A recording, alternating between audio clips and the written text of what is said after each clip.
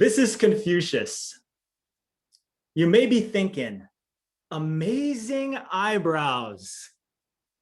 But I want you to shift your focus away from Confucius's facial hair and onto his words. Confucius said, "He who conquers himself is the mightiest warrior." Fellow Toastmasters and guests, what would you like to conquer in yourself? What is holding you back? 10 years ago, I got a phone call from my good buddy, Brian. We had been friends for about 15 years. He said, "Dude, guess what?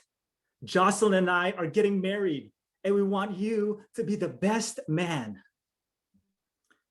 I told him I was honored to, but deep inside, I started feeling intense fear and anxiety because I knew I would have to deliver a best man speech.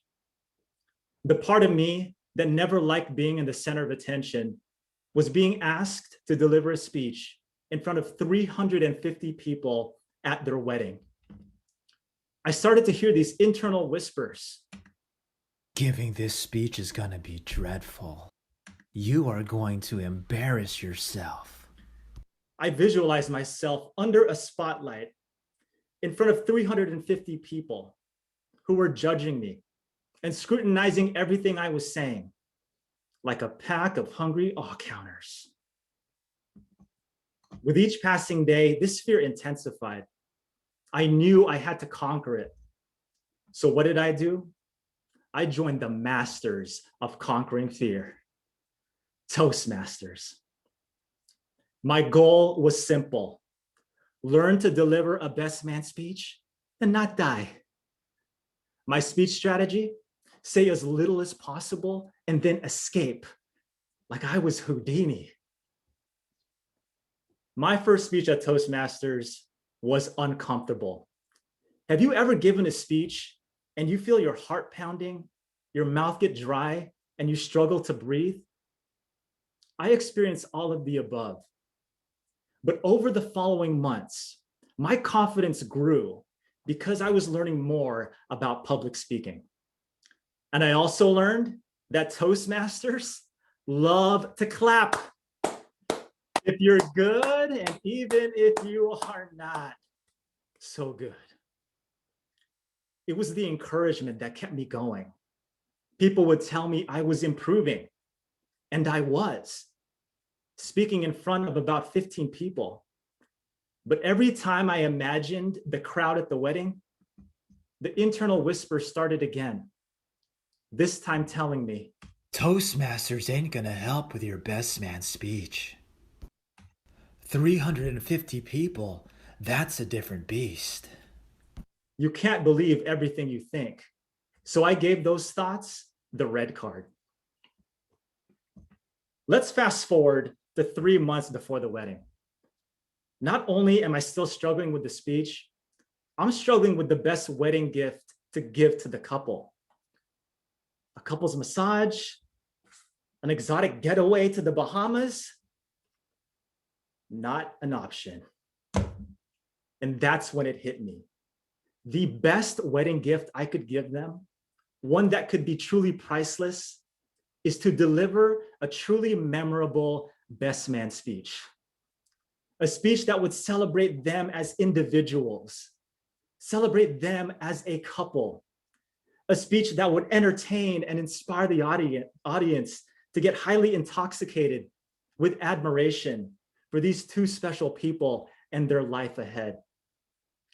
Everything changed at that point.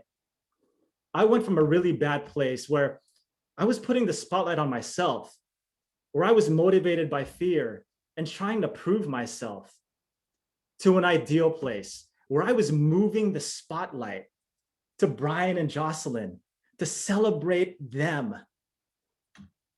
This shift in focus, it not only relieved a lot of my anxiety, but it opened up a world of possibilities for how I could honor my friends. Instead of plotting to escape like Houdini, I would spend time sharing jokes and the most humorous and heartwarming stories about the couple.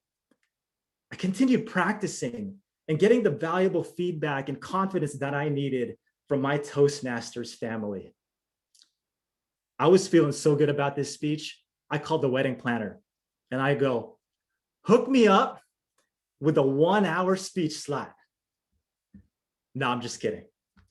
But my confidence, rooted in knowing I was doing my best to honor my friends, was growing, and it was silencing my internal critic. The day of the wedding finally arrived. The ceremony was beautiful, and then we were off to the reception.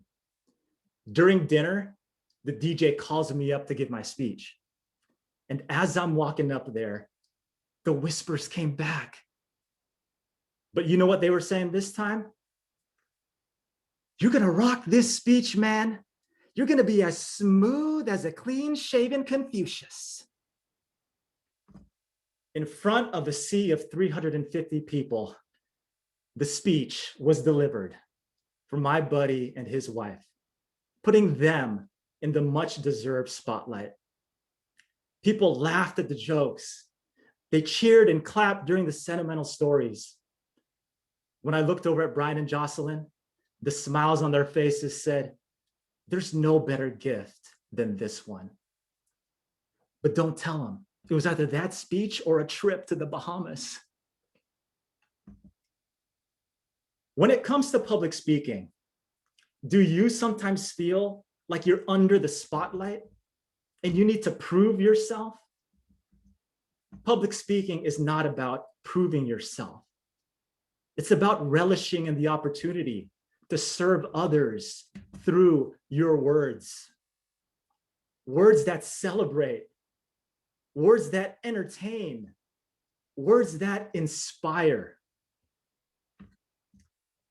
He who conquers himself is the mightiest warrior. And you who focus on serving others through your words, give your audience a lasting gift.